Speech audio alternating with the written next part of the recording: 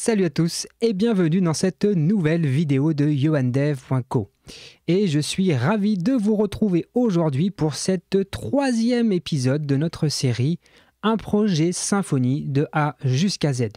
Alors si c'est la première fois que vous regardez un épisode de cette série, je vous invite fortement à regarder les épisodes dans l'ordre puisque c'est une série où on va suivre un projet vraiment absolument toutes les étapes du projet. Donc si vous ne regardez pas les épisodes dans l'ordre, vous risquez d'être un petit peu perdu.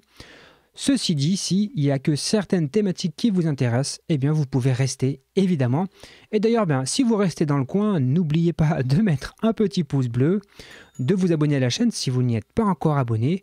Moi, ça me fait plaisir de vous voir de plus en plus nombreux et surtout vous participez énormément dans les commentaires et je dois dire que c'est une vraie satisfaction de voir ces échanges aussi nourris et aussi intéressants. Alors un petit récapitulatif de tout ce que l'on a fait depuis le début. Rappelez-vous, on a initié le projet, on a déjà créé ce tableau de bord dans Trello qu'on a sous nos yeux, qui est un petit peu notre liste de tâches, c'est tout ce que l'on va devoir faire. Il y a également, on a déjà travaillé un modèle de données, on a initié le projet Symfony, on a créé notre dépôt GitLab, on a mis en place une pipeline d'intégration continue. On a également mis en place un environnement de développement en partie avec Docker et on a créé nos entités et on a écrit un certain nombre de tests unitaires pour venir justement tester nos fameuses entités. Voilà tout ce qu'on a fait déjà depuis le début. Et aujourd'hui, on avait dit que dans notre petit sprint, alors rappelez-vous le principe des sprints, on a dit que dans notre contexte, un sprint égale une vidéo. Donc c'est des mini sprints. Mais au moins, l'intérêt, c'est que de cette façon, vous pouvez avoir quelque chose d'intéressant en à peu près 1 heure et quart, où on peut vraiment clôturer des petites étapes. Donc aujourd'hui, on va vouloir s'intéresser à la partie Webpack, l'utilisation de Bootstrap 5 et l'utilisation d'un template, puisque comme je ne suis ni designer, ni graphiste, ni intégrateur, ni développeur front, je ne pouvais pas le faire moi-même, enfin j'aurais pu, mais ça aurait été pas forcément très esthétique. Donc pour le coup, avec la personne qui a commandé ce projet, qui est mon papa, il n'y a pas de secret là-dessus, mais il a bien voulu qu'on documente son projet, donc je tiens à le remercier encore une fois au passage. On a choisi donc tous les deux un template qui pouvait correspondre à ses besoins, quelque chose qui soit aussi relativement bien fait. Donc vous verrez tout à l'heure, je vous présenterai le template qu'on a choisi. Allez, je vais passer avec un écran un peu plus grand, voilà, pour que vous y voyez mieux. Pour le moment, je vous laisse ma petite tête, mais après, je la supprimerai, parce que ce qui va nous intéresser, c'est ce qui va se passer dans le code. Donc allez, on va commencer tout de suite à s'occuper de cette tâche, l'initialisation de Webpack encore. Allez, on va aller ouvrir le code. Hop, faut juste que je trouve mon éditeur. Donc là, on est dans notre code, tel qu'on l'avait laissé la dernière fois.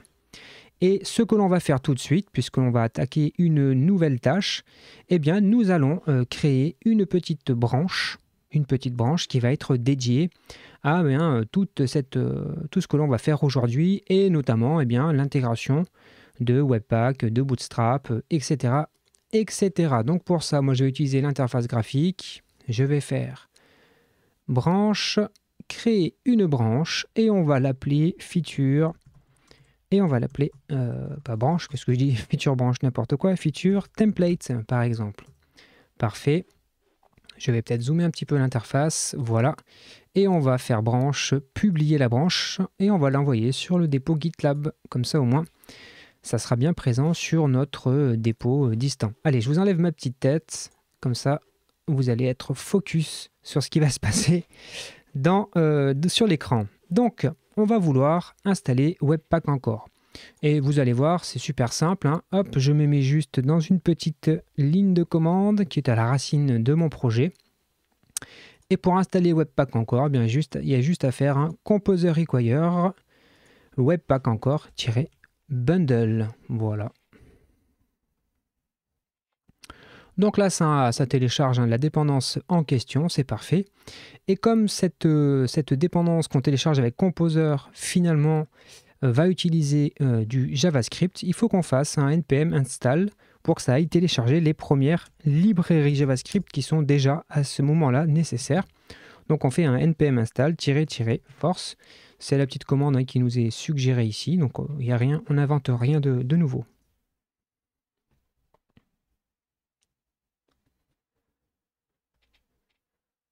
Donc là, je ne vais pas forcément rentrer dans le détail de comment est-ce qu'on installe le Bootstrap, enfin Webpack et Bootstrap, parce que j'ai déjà publié une vidéo où j'ai pris le temps de vous expliquer tout ça. Donc je mettrai une petite fiche en haut à droite de cette vidéo pour que vous puissiez éventuellement aller consulter cette vidéo si vous souhaitez évidemment en savoir un petit peu plus.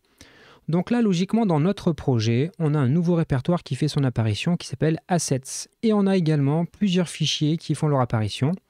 Les fichiers package.json, qui est celui qui va lister les différentes librairies qu'on utilise pour le projet. Et le fichier webpack.config.js, qui est le fichier de configuration de Webpack. Et il utilise encore, qui est le petit outil qui fait le pont avec Symfony, c'est très pratique. Donc, sans rentrer forcément dans le détail, mais puisqu'on va utiliser tout à l'heure un thème que l'on va intégrer dans notre projet, ce thème-là, d'avance, je sais qu'il utilise des fichiers SCSS. Donc ici, on va légèrement faire évoluer la configuration de base.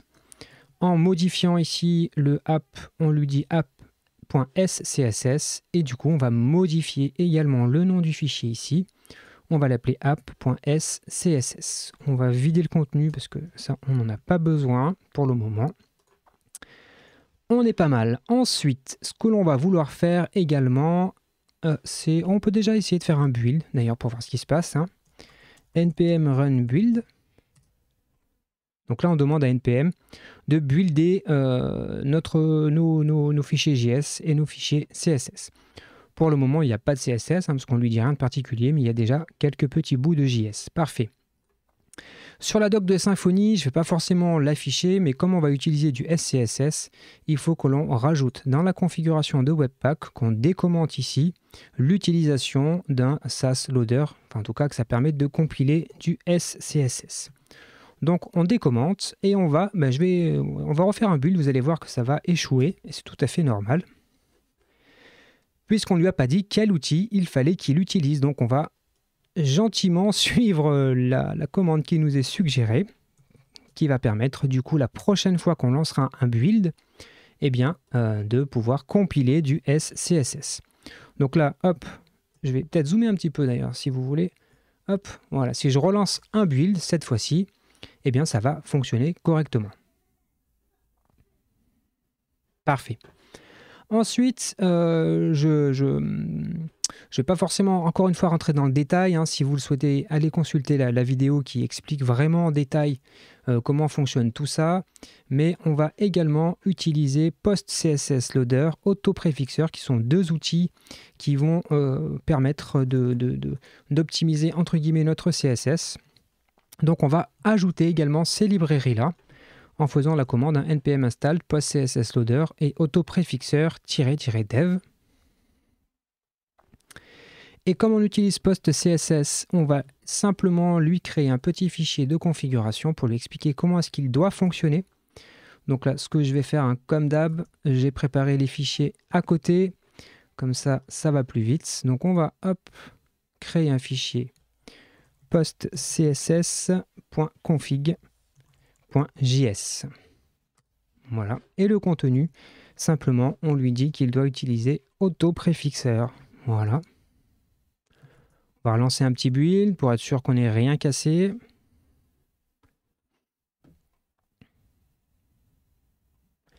Et c'est tout bon, ça fonctionne parfaitement. Il n'y a pas de souci. Donc, juste peut-être pour préciser, quand on fait le build, qu'est-ce qu'il se passe en fond? Simplement, ça vient créer dans public build les fichiers qui sont compilés pour nous, donc des fichiers JS, des fichiers CSS notamment, et puis tout un tas d'autres fichiers, mais c'est généré pour nous, on n'a pas besoin finalement d'aller voir trop ce qu'il s'y passe. Parfait.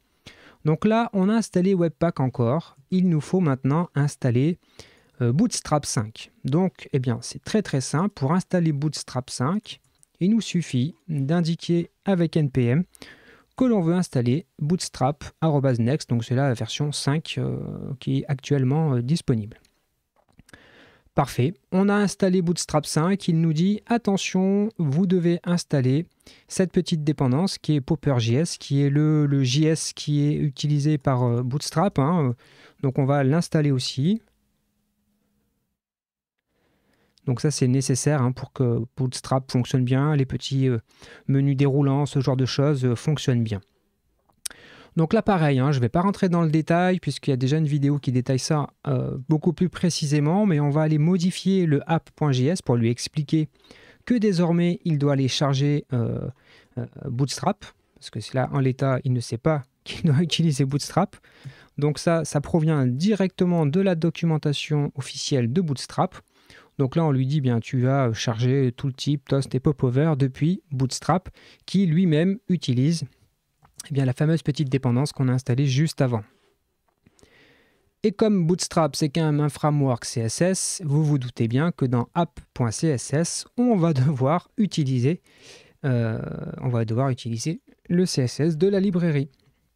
Et donc là, bien simplement, on va importer le fichier CSS de Bootstrap. Et là, on est pas mal, on va relancer un build, cette fois-ci qui aura un petit peu plus de travail que les fois précédentes, hein, puisque cette fois-ci, il va compiler du CSS. Donc là, il fait son petit travail tranquillement. Vous voyez que c'est légèrement plus long que les fois précédentes. Et il nous a bien créé les différents fichiers. Donc, on va vouloir tester quand même que notre installation de Bootstrap fonctionne bien. Donc, on va se créer un petit contrôleur qui nous servira plus tard. On va se créer par exemple le Home Controller.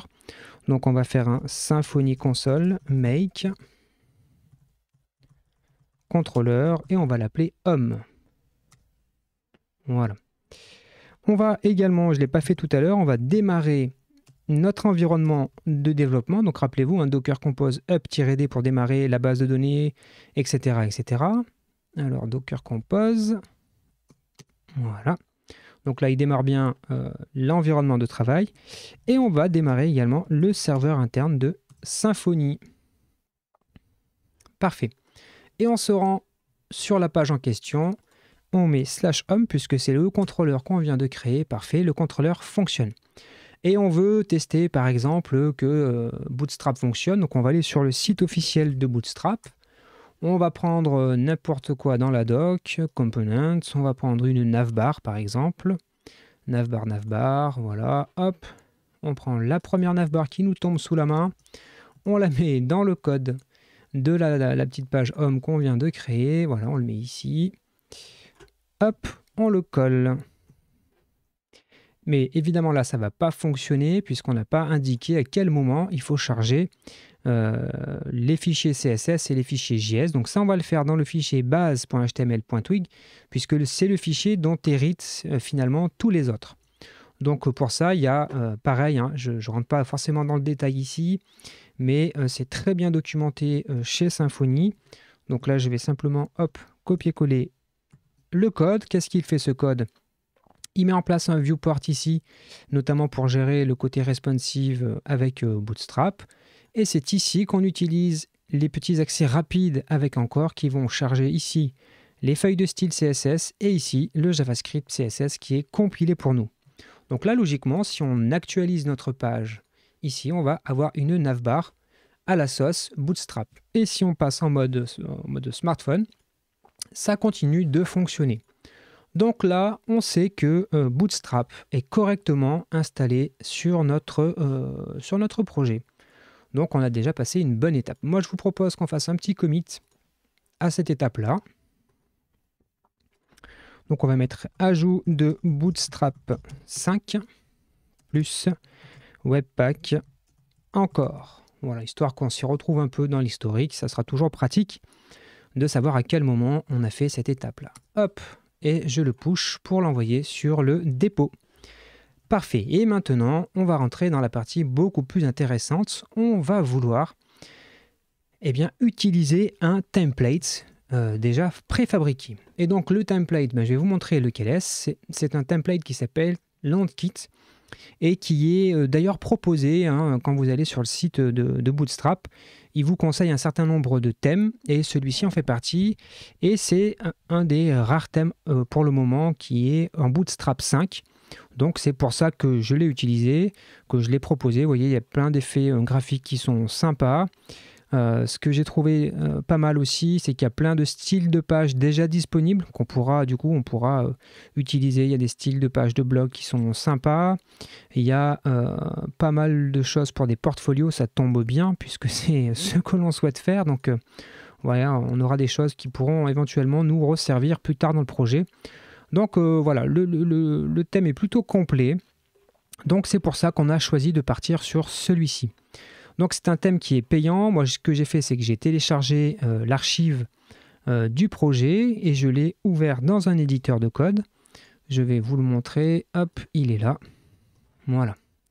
Donc là, ça c'est le fichier qu'on récupère lorsqu'on achète le template. Et nous, ce qui va nous intéresser, c'est de rajouter tout ce thème-là en utilisant Webpack encore. Donc comment est-ce que l'on va procéder ? On va d'abord, par exemple, s'intéresser au JavaScript. On va regarder ce qu'il y a dans les sources du projet dans JavaScript et on voit qu'il utilise pas mal de choses.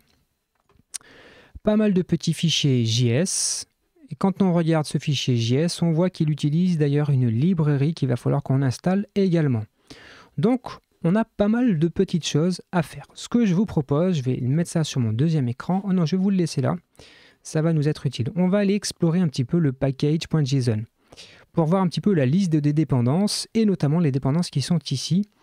Moi, je pense que ce qu'on va faire pour ne pas se prendre trop la tête, c'est qu'on va copier-coller la liste de dépendances qui est ici. Finalement, c'est celle dont on va avoir besoin et on va les mettre dans notre fichier package.json. Allez, on va se faire ça tout de suite. On va dans notre fichier package.json, dans Dependencies, parfait. On rajoute une virgule ici et on colle la liste. Alors il y aura peut-être des doublons avec ce qu'on a, on va nettoyer juste après. Ok, donc il y a des choses en double. Poppers.js, on l'avait déjà. Bootstrap, on l'avait déjà. Et le reste, on ne l'avait pas. Donc là, juste avec cette commande-là, bien écoutez, on utilise automatiquement toutes les dépendances qui sont attendues, on va dire, par notre thème. Donc on va installer tout ça. On va faire un petit npm install. npm install tout court, comme ça il va aller lire le fichier package.json. Oui, c'est ça. Et il va aller installer toutes les librairies qu'on vient de lister dans le fichier. Donc là, il y en a un petit paquet, ça va prendre un petit peu de temps. Quoique c'est allé relativement vite, c'est parfait. Maintenant, c'est bien beau d'avoir téléchargé les librairies, mais il faut qu'on les utilise dans notre projet pour qu'ils soient compilés. Donc je vous remets les sources ici. Et en fait, on voit qu'il y a un fichier JS qui est ici, avec un petit fichier theme.js qui importe toutes les choses. Donc ce que l'on va faire, c'est qu'on va se prendre tout le fichier, tout le répertoire JS ici, on va faire copier, et on va le mettre dans notre répertoire, dans le répertoire Assets. On va faire coller ici. Ce qui fait qu'on se retrouve avec le fameux fichier JS ici. Et on a notre fameux theme.js qui est ici. Et ce qu'on va faire simplement, c'est que depuis le fichier app.js, on va aller appeler le theme.js tout simplement. De cette façon, on va en quelques lignes finalement appeler notre projet au complet. Donc on va faire import, là il nous dit quel chemin tu veux, donc nous on lui dit c'est dans ton propre chemin, tu vas dans JS, / et nous on voulait le thème qui est ici, et on fait point virgule pour fermer l'importation. Logiquement, c'est tout ce qu'on a à faire pour la partie JavaScript. Alors on va lancer un petit build pour vérifier que ça fonctionne. npm run build, c'est parti. Donc là forcément ça va être un peu plus long, parce qu'il y a pas mal de petits boulots à faire. Pas mal de JavaScript à compiler, c'est là qu'on va voir si on a quelque chose qui dysfonctionne ou pas, ça peut, c'est possible. Parfait, écoutez, ça a l'air de passer. Il n'y a pas l'air d'avoir de soucis pour le moment, c'est parfait. Donc là, on s'est intéressé au JavaScript. Je pense qu'on a, pour la partie JavaScript, on a fait ce qu'il y avait à faire. Maintenant, vous vous en doutez, on a le pendant CSS à gérer. Donc on va regarder ce qui se passe dans le thème en question. Et on voit qu'il a un répertoire style. Et attendez, je suis où là? Non, pardon, ça c'est mon projet de préparation. Hop, ça, voilà, ça c'est les fichiers du thème. Et on voit qu'il a un fichier SCSS avec tous les fichiers CSS qui décrivent eh bien, comment fonctionne le thème de ce template. Donc moi je vous propose qu'on ne s'embête pas non plus. On va se reprendre tous les fichiers SCSS, on va faire copier. Hop, et on va venir les mettre dans le répertoire style puisque c'est là qu'on a déjà le fichier SCSS. Donc on va le coller tout simplement ici. Parfait. Et comment est-ce que l'on va s'en servir? Vous allez voir, ça va être très simple. On va aller dans le fichier app.css.ici. Alors on ne va plus importer Bootstrap ici, vous allez comprendre pourquoi. Parce qu'en fait, si on va dans le répertoire SCSS et dans thème, on voit qu'il importe déjà les fonctionnalités de Bootstrap. Donc on ne va pas le faire deux fois, ça serait inutile. Donc ici, hop, on va supprimer tout ça. Hop. Et on va importer. Alors, on a dit dans SCSS. Et ensuite, on avait dit le thème.scss. Et il faut qu'on importe aussi les librairies. Alors ça, c'est parce que je me suis cassé les dents en préparant la vidéo que j'ai détecté ça. Il faut aussi prendre les lib.scss. Alors si vous voulez, on peut aller voir ce qui se passe dans lib.scss. C'est simplement les CSS qui vont venir styliser un certain nombre de librairies JS. Et donc forcément, si on ne prend pas ça, ça ne peut pas fonctionner. Donc là, logiquement, on serait, dans l'absolu, on serait bon. Mais vous allez voir ce qui va se passer. On va lancer un build et vous allez voir que ça ne va pas bien fonctionner. Et on va régler ça étape par étape. Donc là, je lance le build. Il va y avoir quelques warnings, mais c'est pas très grave. C'est sur la compilation du SCSS. C'est juste des warnings. Alors on pourrait, si on était Stakhanovic, aller jusqu'au bout pour qu'il n'y ait pas de warning, mais on va pas s'embêter avec ça. Et là, il nous dit quoi? Il nous dit qu'il n'arrive pas à résoudre l'accès aux fontes, parce qu'il a besoin de fontes pour pouvoir compiler et faire son travail. Donc là, on a un souci.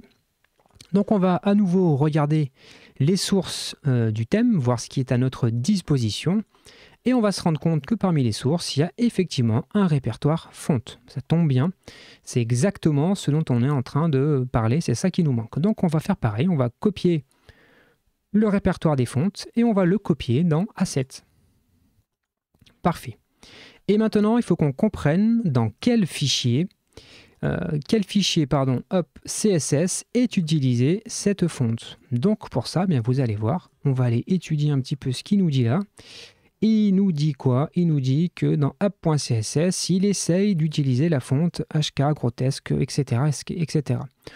Donc on va faire une petite recherche juste sur ce nom de police pour voir dans quel fichier CSS il est utilisé. De cette façon, on va savoir quel fichier SCSS il va falloir qu'on adapte. Donc je vais lancer la recherche, on voit que c'est dans type.scss. Ah ben vous voyez, parfait. C'est ici qu'il va utiliser plusieurs polices. Donc je pense que dans le thème de base, ils utilisent des petits utilitaires particuliers qui permettent de setter automatiquement ceci ici. Nous, on va être beaucoup plus simple. Moi, je ne suis pas du tout un spécialiste JavaScript, donc on va pas s'embêter. On va venir modifier ça à la main. Vous allez voir, c'est pas très compliqué. Une fois qu'on a compris la logique, c'est très très simple. Donc, on va ouvrir ce petit fichier type. Il est déjà ouvert, le petit fichier type.scss, et on va changer les chemins des polices. Donc, nous, on va simplement lui dire que tu dois trouver la police en allant dans plusieurs sous-répertoires. Donc là, maintenant, tu vas dans fonte. Non, il faut encore remonter d'un niveau. Et là, on va dans fonte. Voilà. Et ensuite, alors attendez, hop, comme ça. En gros, qu'est-ce que je lui dis? Je lui dis que par rapport à l'endroit où tu te retrouves, tu remontes de plusieurs répertoires et tu vas dans fonte. De cette façon, il va aller trouver réellement le fichier. Donc là, pour nous faire gagner du temps, j'ai préparé le truc à l'avance. Et logiquement, voilà, j'ai tous les chemins qui sont à jour pour les fonts. Donc là, je ne sais pas si c'est vraiment très clair, mais en gros, j'indique à ce fichier SCSS que les fonts se trouvent dans le répertoire fonts qui est ici, avec la petite notation qui est comme ça. Allez, on va lancer un petit build, on va voir si ça passe mieux, si c'est un petit peu plus concluant que ce qu'on a fait jusqu'à présent. Allez, on se lance un petit build. On va avoir toujours les petits warnings quand il compile le SCSS, mais ça, c'est pas très grave. Et est-ce qu'il va nous jeter sur les fontes? Attention, roulement de tambour, le suspense est à son comble. Ah, on a encore un problème. Allez, je vais vous le faire en ASMR. On a encore un problème. Il nous manque un fichier SVG, un avatar. Bon, allez, trêve de plaisanterie. Je pense que pour ce projet-là, on va pas avoir à gérer d'avatar ou de choses comme ça. On n'aura pas de côté social, a priori. Si c'est le cas, on reviendra dessus. Donc probablement, on va trouver un petit endroit où on peut désactiver l'utilisation de la partie avatar. Si je vais dans le thème, est-ce que là, il y a quelque chose? Non. Je crois qu'ici, il y a un petit, voilà, thème.scss et qui importe avatar. Voilà, donc nous, on va désactiver ça. On n'en aura pas besoin, en tout cas. Pour le moment, on n'en a pas besoin. Si c'était le cas, eh bien, on viendrait régler ce problème-là à ce moment-là. On va relancer un petit build, voir si on va un peu plus loin, si ça fonctionne. Donc toujours la même chose. Alors, que va-t-il se passer? Quelle nouvelle erreur va-t-on avoir? Parce que ça ne peut pas être aussi simple, on va forcément avoir une nouvelle erreur. Effectivement, il essaye d'utiliser des images et nous ne l'avons pas importé les images qui sont fournies avec le thème. Donc là, je pense que vous avez un petit peu compris ce que l'on va faire. On va importer les images, donc on va regarder ce qu'il y a dans le thème. Il y a effectivement un petit répertoire images avec plein de petits assets qui sont utiles pour tout un tas de choses dans le template. Donc on va copier le répertoire images. Hop, on va se le mettre dans notre répertoire assets ici, on va se coller les images. Et maintenant, il faut qu'on comprenne eh bien, quel fichier fait appel aux images, puisque il y a ce message d'erreur, donc il faut qu'on comprenne qui fait appel à pattern2.png. Donc eh bien, là, on va faire une petite recherche, tout simplement pour savoir qui est le responsable. Et c'est le fichier background.scss qui, de toute évidence, fait appel à un fichier image. Donc là, eh bien, on va faire comme on a fait pour les fontes. On va changer le chemin pour lui dire précisément où se trouve l'image. Donc là, eh bien, on va faire comme j'ai fait tout à l'heure. Je vais vous copier la petite modification que j'ai apportée. Donc c'est dans le fichier background.scss. Est-ce que je l'ai quelque part? Utility, background, voilà, c'est ça. Donc je copie-colle le code modifié. Donc vous voyez, simplement ce que j'ai fait, c'est qu'ici j'ai précisé précisément où se trouve l'image en question. Donc c'est ce qui va être utilisé lors du build. Allez, on relance un build pour vérifier si ça fonctionne un peu mieux. Donc là, on répète les choses, mais on avance comme ça, petit pas par petit pas, et on s'approche du moment où le build va réussir. Est-ce qu'il va réussir? Est-ce qu'il va passer cette fois-ci? Eh bien oui, ça y est, le projet est passé, et ça c'est une bonne nouvelle. Allons voir dans notre build ce qui s'est passé, notre fameux répertoire public build. Et vous voyez qu'il est super intelligent, il a copié les fontes qui sont utilisées, il a copié les images qui sont utilisées. Donc c'est super pratique, il a fait ce travail pour nous. Donc là, logiquement, on a en tout cas importé toutes les dépendances nécessaires à notre petit template. Donc ce qu'on peut éventuellement se faire, c'est ici, plutôt que d'utiliser du bootstrap tout simple, on va essayer de mettre un petit bout de code de notre thème. Donc là, si j'actualise, déjà, ça devrait changer un petit peu de tête. Vous voyez que ça change un peu de tête. Ça a pris un peu le look du template. Donc, on va ouvrir la documentation du template, voir si on ne peut pas se prendre une petite page complète. Hop, ici, il y a une partie doc. On va se prendre, qu'est-ce qu'on va se prendre comme page? Qu'est-ce qui peut nous être intéressant? Alors attendez, je crois que j'en avais noté une qui était pas mal. C'était carrière, qui avait un look sympa, qui permettait de tester pas mal de petites choses. Alors non, c'est pas dans doc. Si, c'est dans doc. Carrière, c'est où carrière? Alors, j'ai plus les yeux en face des trous, les amis. Carrière, voilà, on va reprendre, ah non, il ne faut pas que je le prenne dans dist, si dans dist, logiquement c'est dans dist. Alors, carrière, il est là, Il me paraît un petit peu léger. Ah mais oui, voilà, parce que j'avais réduit les lignes. Ok. Donc on va copier tout ce qu'il y a entre les balises body et on va se mettre ça dans notre projet pour voir si ça fonctionne, si tout va bien. Donc on va ouvrir ici, on va supprimer tout ça. Hop, la petite navbar typique Bootstrap. On va coller ce bout de code, on va simplement enlever la balise body parce qu'elle est déjà dans la page base.html.twig. Et on enregistre et on réactualise notre page. Et c'est là qu'on va voir si on a bien travaillé ou pas. Donc là, on est pas mal. On a quelques petites choses qui ne marchent pas forcément encore. Il faudra qu'on prenne le temps de régler ça, notamment les menus qui doivent s'ouvrir tout seuls. Donc on verra précisément ce qui se passe peut-être une fois prochaine. En tout cas, vous voyez que tout le reste a l'air de plutôt bien se charger. Bon là évidemment il n'y a pas les images donc c'est pas forcément très intéressant. On peut essayer d'en changer, on peut essayer de changer l'image qui est là, vous allez voir, on va aller sur l'orem image, voilà, hop, on va prendre l'URL de base et on va essayer de voir comment on peut changer cette page de fond là, juste pour la curiosité on va dire. Hop, c'est quoi ici, c'est cover 13, donc si on veut modifier ça pour avoir un rendu un peu plus sympa. Cover 13.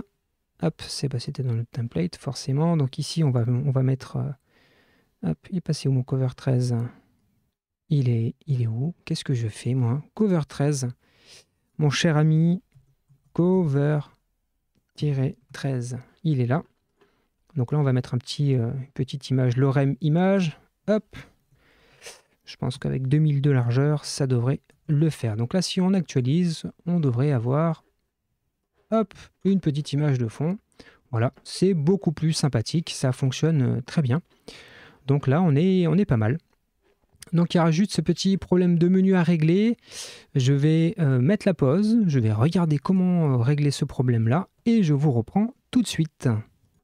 Et voilà, me voilà de retour. Bon, ça m'a pris 3 minutes pour me rappeler quel était le souci. Donc en fait, logiquement, le thème, quand on survole les menus, là, les petits menus doivent s'ouvrir tout seuls. Il doit y avoir un effet parallaxe aussi sur cette image qui n'avait pas lieu.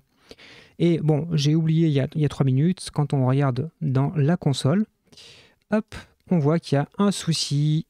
Hop, ici, il nous dit Auto Discover. Il y a un petit problème avec un CSS. Et si on regarde dans le code, le responsable de ce Auto-Discover, on va trouver tout de suite qui est responsable de ce bug qui nous embête avec ça. Hop, on le recherche ici.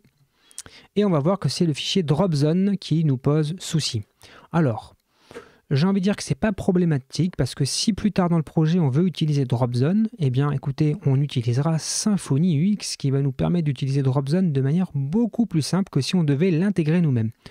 Donc on va vraiment pas s'embêter, on va virer tout simplement l'importation du fichier JS de dropzone. On va vraiment pas s'embêter et on va du coup bien relancer un build. Et vous allez voir que cette fois-ci, le petit menu va s'ouvrir bien comme il faut et le petit effet parallaxe va bien fonctionner.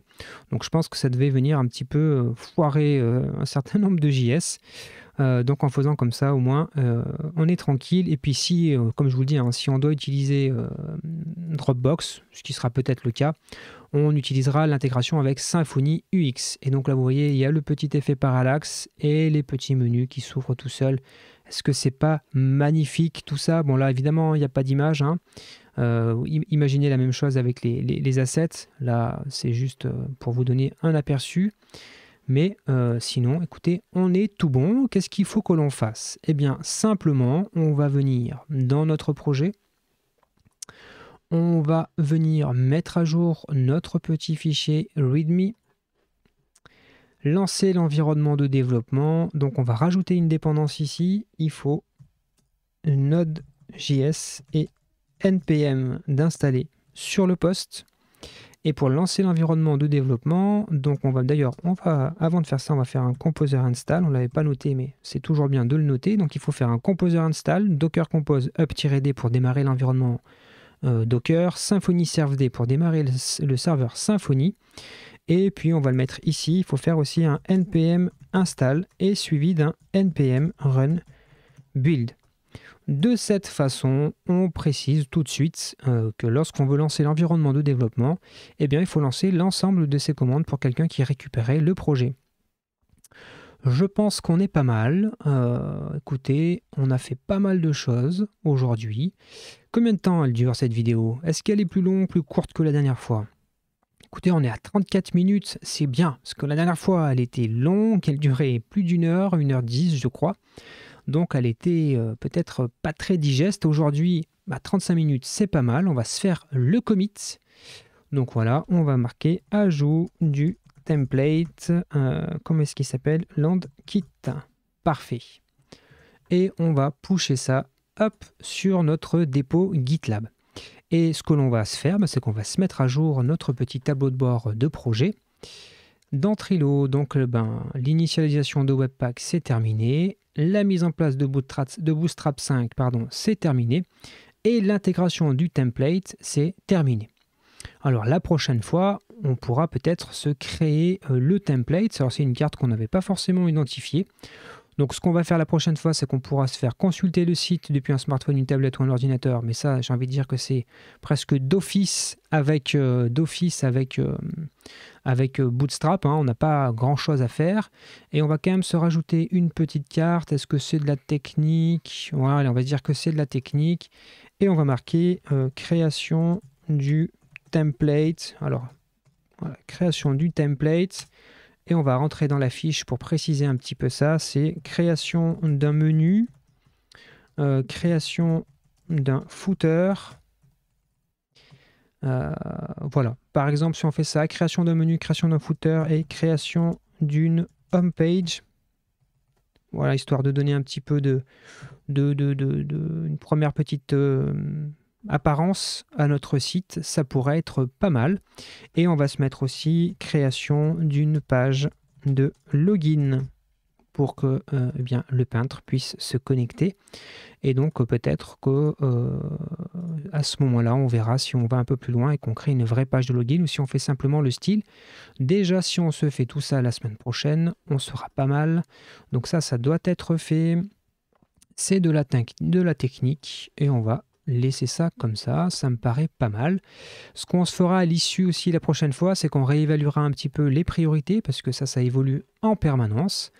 Allez, on va aller voir notre dépôt GitLab, on va voir si notre pipeline d'intégration continue à terminer. Pas encore, vous voyez, elle est en train de s'exécuter. C'est l'avantage de notre pipeline, c'est qu'elle va se jouer à chaque fois. On n'a pas besoin de s'occuper des sécurités, notamment de détecter s'il y a des failles qui sont présentes dans nos librairies externes. Alors là, uniquement PHP, c'est vrai qu'on pourrait, j'ai jamais investigué là-dessus, mais c'est possible. S'il y en a parmi vous qui le font dans les pipelines d'intégration, d'aller checker les dépendances JS, eh bien écoutez, je suis curieux que vous me donniez une astuce pour qu'on puisse intégrer ça dans la pipeline. Ça serait super. De ne pas que tester les dépendances PHP, mais aussi les dépendances JavaScript. Ça serait une super évolution. Donc, j'en appelle à votre contribution, surtout aux plus experts du monde JavaScript. Dites-moi comment est-ce qu'on pourrait éventuellement ajouter ça dans la pipeline d'intégration continue. Je pense que ça serait super qu'on ait à l'étape où on fait la security checker. J'imagine qu'il y a le pendant dans le monde JavaScript, c'est même certain. Donc, ça serait super cool qu'on l'intègre ici. Voilà, notre pipeline est terminée, tous les tests sont passés. Est-ce qu'on fait une merge request? Je pense que... Est-ce qu'on va se faire une merge request? Est-ce que c'est intéressant? J'essaye de réfléchir en même temps. Oui, parce que peut-être que là, on va appeler ça design.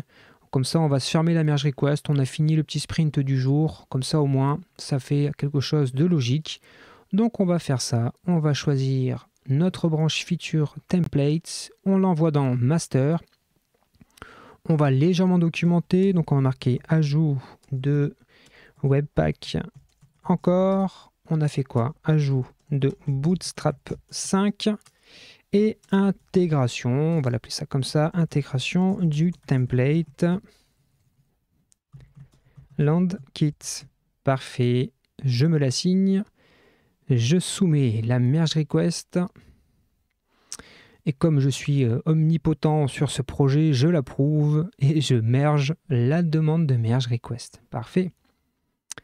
Et donc, logiquement, à la racine, enfin sur mon projet, je n'ai plus qu'une seule branche. Il faut que je fasse la même chose en local, histoire que je ne crée pas une espèce de décalage. Donc je vais faire un petit git checkout master pour basculer sur la branche master. Un petit git pull, comme ça je récupère la nouvelle version qui prend en compte tous les différents changements qu'on a fait aujourd'hui. Donc là, c'est parfait. Et on va se supprimer, hop, la branche qu'on a créée aujourd'hui, qui ne sert du coup plus à rien maintenant. Donc, git branche-d feature templates. Comme ça, on est tout propre, à la fois sur notre dépôt distant et sur notre poste local. Et avant de conclure, il nous reste une dernière toute petite chose à faire. C'est d'aller dans notre tableau de bord et d'aller lier nos cartes à la merge request, rappelez-vous, avec le petit power-up qu'on avait installé la dernière fois avec Trello. Ce qui nous permet comme ça de garder une forme de cohérence. Et donc là, c'est la feature template. Parfait. Pareil pour cette carte-là, on va faire la même chose. Alors moi, j'aime bien faire ça. Ça permet vraiment comme ça de garder une forme de cohérence entre tous les outils. Parce que si on s'éparpille dans plusieurs outils, c'est compliqué de s'y retrouver, de retrouver un petit peu les liens entre les cartes, entre les merge requests. Au moins là, comme ça, c'est marqué en dur de cette façon. Et ben voilà, écoutez, on arrive à l'issue de ce 3e épisode, si je ne me trompe pas, 3e épisode de cette série où on s'intéresse à un projet Symfony de A jusqu'à Z.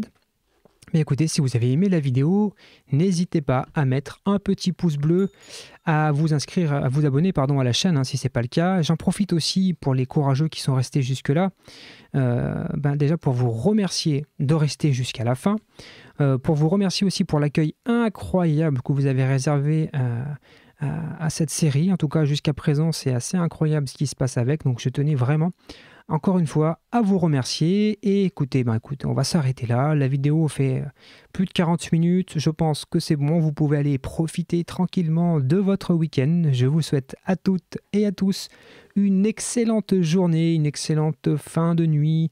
Bon courage aux insomniaques et rendez-vous samedi prochain à 9 h. Salut!